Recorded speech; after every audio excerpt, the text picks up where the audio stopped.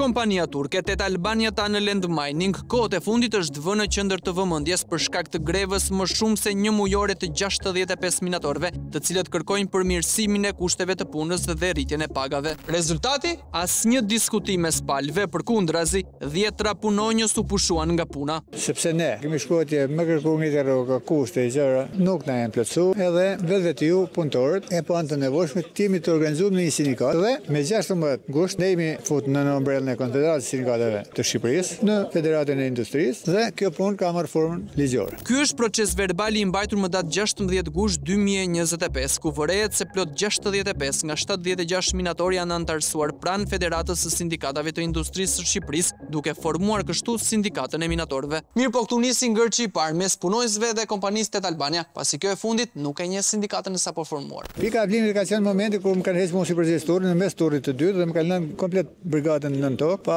drejtuesin teknik. Pastaj janë hequr 16 të tjerë, pas janë hequr 46 tjerë, janë 62 veta të larguar. Jo me procedura si të largojnë njerëz nga puna, po me WhatsApp. Ndaj ajo që nisi si një ngërç mes palëve, shumë shpejt u kthye në një përplasje pa kompromis. Dhe me vullnetin për të zgjidhur sa më parë në të mirë të të gjithëve, më datë 7 nëntor në minjerën e Spaçit ishin prezent edhe përfaqësues nga Ministria e Ekonomisë dhe Inspektorati Punës, të cilët kishin vlerësuar se ndalesa e parë do të ishte në zyrat e kompanisë dhe më pas në rrugë pranë minatorëve. Ajo fleta është pushim nga puna. Derisa të dalë, nëse greva është e ligjshme apo e paligjshme nga gjykata, ty do të lejt pa rrogë, familjen tënde do ta lejt pa rrogë. Numri 2 Inspektoratit të Punës, e cila paguhet nga taksat e këtyre minatorëve dhe qindra e mira shqiptarëve të tjerë, doli atë ditë nga zyra e administratorit turk, duke folur me tone kërcënuese ndaj punonjësve, e duke lënë të kuptohet se duhet heqin dorë nga greva ose përndryshe do të mbeten pa bukë. Zëvon krye inspektorja, nuk mund të vijë dhe ty po ju e presion. Do ngelen ju pa bukë, çfarë është ajo? Është avokatja e kompanisë? Ne nuk ulemi në një tavolinë me qelë të pabarabartë. Ne tolerojmë, ata tolerojnë asgjë. Ai thotë jo, nuk mund të vijë përfaqësuesi i sindikatës. Nga fjalët e zonjës Anisa Subashi u kuptua qartë se përfaqësuesit e firmës Tet Albania nuk e donin atë si përfaqësuese e minatorëve në takimin që do të bëhej në zyrën e administratorit turk, dhe ndërsa ata hezitonin të futeshin në një debat i cili kërkon njohje ligjore, përfaqësuesi i ministrisë u tregua i drejt për drejt. Unë është kaq desha për me marrë përgjigje që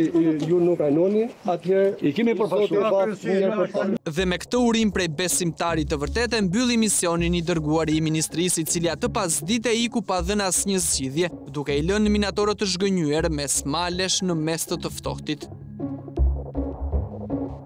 Po atë ditë, për të kuptuar më shumë nga kjo situatë e komplikuar mes minatorëve dhe kompanisë turke, kërkuam që të zhvillonim një takim me përfaqësues të kësaj të fundit. Të vi fizikisht hënë, apo të bëjmë diçka me email? Shifni të hënën të zyra qendrore në Tiranë. Në të cilat na pret kjo zonjë. Përshëndetje, Seni. Kam folur me Klodianin për një takim këtu me një përfaqësues të kompanisë për disa letra në Frari djem gazetar në mision e Piranjat. Kërkesë për takim, shkresa zyrtare, vizitë në zyra, por firma Tet Albania i shmanget çdo kërkesë për informacion për situatat e njëpasnjëshme që ka krijuar jo vetëm në kurrizë të minatorëve, por edhe të pasurisë tonë të përbashkët. Ne vendosim të udhthojmë sërish drejt Spaçit. E ndërsa ngjisim për të dytën herë në pak ditë malin e Munellës, kuptojmë se vetëm rruga që bëjnë çdo ditë ata minatorë mund të konsiderohet vështirësi pune më vete. Tashmë kanë kaluar 7 javë nga nisja e grevës, por tymi i bardhë nuk duket gjëkundi. Temperaturat sa vijnë e ulen, ndërsa këta burrat mirëditës vijojnë të qëndrojnë stoik. Rituali është i përditshëm, me mjetet e tyre personale ngjisin malin, shumë pranë derës së kompanisë, rreth zjarrit, mblidhen tokë për të diskutuar gjithçka ka lidhje me të ardhmen e tyre, në pritje të shtrirjes së dorës së dialogut nga kompania dhe shteti shqiptar. Asnjë strukturë nuk ka këtu. Pak mund taku me ne, se ata tu mund vinë edhe me xhamazi, futen mbrenda në zim se si funksionon e pjesë. Ne po bëjmë rreth 46 ditë që jemi në rend. Nuk kemi fol me asnjë përfaqësues të kompanisë, që nga data 8 që kemi dalë këtu. Çfarë presim ne për përfaqësuesit të kompanisë turke, ku njëkohësi nuk kemi përfaqësi nga shteti. Shteti, i cili në këtë rast duhet ishte një ure fort lidhse mes palëve. Ndaj dhe kompania turke bën të fortin me punonjësit e saj. Një pjesë e vogël e të cilëve janë dorëzuar presionit. Sot jemi rreth 55 vjet, ndërsa 15 veta janë larguar për arsye ekonomike. Po bëhen gati 10 ditë që kanë vazhduar punën. Duke mos qëndruar krah kolegëve, kuptohet se sepse varfëria nuk pyet për greva e dinjitet. Fëmijët kërkojnë bukë dhe kur flasim për dinjitet, fakte të reja na shfaqen, duke implikuar edhe më shumë kompaninë turke në trajtimin për çmues që ju bën minatorëve të saj. Kanë formuluar një pasqavure që ti më i thënë mirëditor që i zhburron shkurt mohabeti me i zhvesh nga çdo lloj anë ligjore, nga çdo lloj mbrojtje, me qenë të nënshtruar. Letra të tilla në një shtet demokratik nuk do të përpilohet. Bëhet fjalë për këto dy flet të formuluara në emër të minatorëve, por që në realitet janë përgatitur nga juristët e firmës Tet Albania, jashtë çdo norme komunikimi dhe mirësjellje në një shtet demokratik, dhe gjithashtu në kundërshtim të plot me kodin e punës të Republikës së Shqipërisë. Kjo është flet kërkesa, me anë të së cilës, nëse e firmosin, punojësit e rikthyer janë të detyruar të pranojnë se nuk janë paraqitur në punë për shkak të grevës, dhe sa ata vetë kanë patur dëshirë të paraqiten, sepse janë shumë të kënaqur me kushtet e punës atje, por e kanë patur të pamundur për shkak të trysnisë dhe paragjykimit nga kolegët e tjerë, madje ata vetë duhet të pranojnë se greva ishte e paligjshme. Edhe imagjinoni pak, kësaj paçavure diskriminuese janë dorëzuar 15 minator, të cilët kanë firmosur pa asnjë kundërshtim dhe janë rikthyer në galeri, duke humbur edhe ato pak të drejta që kishin më parë. Në përkëmbje, arrogancë dhe pabarazi, madje deri në racizëm. Kjo sipas minatorëve është qasja e pronarëve turq ndaj tyre. Jam drejtori tash 2 muaj, mos nalet 5 minuta me punëtorin. Thosë ne jemi sklavë të atij. Nuk na trajton mirë. Ai punëtori turk trajtohet rrafisht me punëtorin shqiptar në një vend. E njëjta punë. Ai merr shumë shpërblime. Ka shumë disnivele me turkun. Një gjumbist shqiptar për 26 ditë punë, 1.670.000. Kurse një gjumbist turk 3.150.000. Pra i bie 2 fish. Një fadimist turk 3.750.000. Sa merr zoti Gjovanin? 42.000 lekë kam ditën e punës. 1.1 milion lek në muaj, 3 herë më pak se kolegu i tij turk në të njëjtin pozicion pune. Diferenca të tilla në paga padyshim që do të ngrini në grevë të madhe të vogël brenda një kompanie. S'kena kërkuar lukë, po pakët na vlerësojnë për punën që bëjmë. Mu ma fik 3 herë fadroma në shemje. Kam hyrë kam gjerë fadromen për i shemjes se mos m'jalan fadromen aty. Duke rrezikuar vetë jetën e tij pa marrë asgjë në këmbim.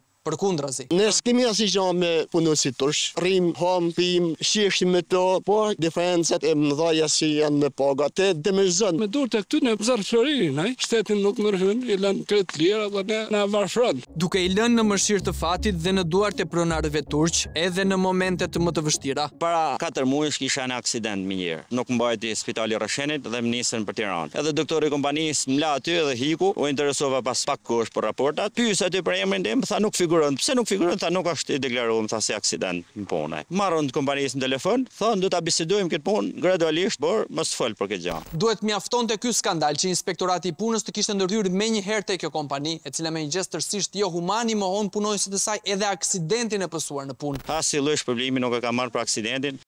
Por le të kthehemi edhe një herë tek minatorët që kanë firmosur duke ndërprerë grevën, sepse krahas asaj që firma e quan kërkesë, minatorëve ju është dorëzuar edhe një dokument tjetër, deklarat personale, me anë të së cilës i detyron ata të lidhin një kontratë të re pune. Punonjësit e rikthyer duhet të pranojnë se heqin dorë në mënyrë të pakushtëzuar në të ardhmen dhe në të tashmen për të ndjekur procedura administrative apo ligjore lidhur me ndërprerjen e punës nga ana e kompanisë. Diktaturë që nuk mbaron me kaq, sepse kompania ka menduar edhe për ditët e grevës. Pas firmosjes së këtij dokumenti me pikën 4, punonjësi është i detyruar të pranojë se nuk do të ngrejë asnjë padi dhe nuk do të pretendojë asnjë dëm shpërblim që lidhet me mungesën e tij në punë përpara këtij ripunësimi. Dhe ëmbëlsira për në fund, pika 6 e deklaratës personale, e cila thotë se gjithçka është plotësuar me vedije të plotë dhe vullnet të lirë nga punonjësi. Mund t'i firmosni ju ato dokumente? Po ku bëhet fjalë, ne po kërkojmë i drejtë më shumë se sa kemi pas, jo të lëmë edhe ato që kemi pas. Ajo është t'jafusësh vetë. Na takon për me fillu fillestar. Do të mbledhim letër prokurorie, letër ke spitalit, gjitha të fillojmë një herë nga para. Takon me shku ke siguria, me të marrë në testa, tu pas kontratën, të e thonë jo, ajo para të hikin. Çu ta firmos atë letër. Këta janë minatorët qëndrestar nga më shumë se 65 që u bën bashk në ditët e para të kësaj greve, sidoqoftë më të vendosur se kur për ta çuar misionin e tyre deri në fund. Nuk diskutohet. Jo, sindikatët është primare, ne po hym këtej, do të hym si sindikalistë me përfaqësinë tonë sindikale ku ne aderojmë. Ne do të vazhdojmë këtë grevë, me ndihmën e Zotit do ta fitojmë. Po edhe po se fitojmë, ne jemi bollart prapë se nuk kemi nënshtruar slavërisë. Po nëse nuk gjendet prapë zgjidhje as me ndërhyrjen e shtetit, e keni menduar se çfarë do të bëni? Atëherë do të kërkojmë qeverisë, na marrin një vapor, na plasin në Bangladesh, na zëvendësojnë Sulmata. Këto janë të fundit fjalë që thot 61 vjeçari Albert Bushpreni, në sytë të cilit dallohet qartë zhgënjimi i lënies në mëshirë të fatit nga shteti ynë më shumë se sa nga turqit e Bakrit, të cilët vijojnë të fshihen. Jam Ardi, jam drejtor nga Econ Tirana. Pyetja, mund të na ndihmosh të flasësh me dikë, një përfaqësues kompanisë që bën disa pyetje lidhur me problematikën e natokës. Ku likon ta gjejë këtë? Është ky Fradi i Tiranave, do një takim me drejtorin apo është përfaqësues aty. Ashtu, ai drejtori negosh një evangeliste. To përkthyes vetë pushim sot. Në fillim ishin të zënë me përfaqësuesit e shtetit. Herën e dytë nuk ndodheshin në zyrë në Tiranë. Tani na del që drejtori i madh nuk di anglisht, përgjigje shkresave nuk i japin. Sidoqoftë le të provojmë edhe me një shkres tjetër. Ndoshta kësaj radhe dikush do të ketë mirësinë të na japë një përgjigje për të gjitha shkeljet ligjore dhe diskriminimin moral që po ju bëhet këtyre burrave, të cilët sot më shumë se kur ka nevojë për mbështetjen e çdo shqiptari.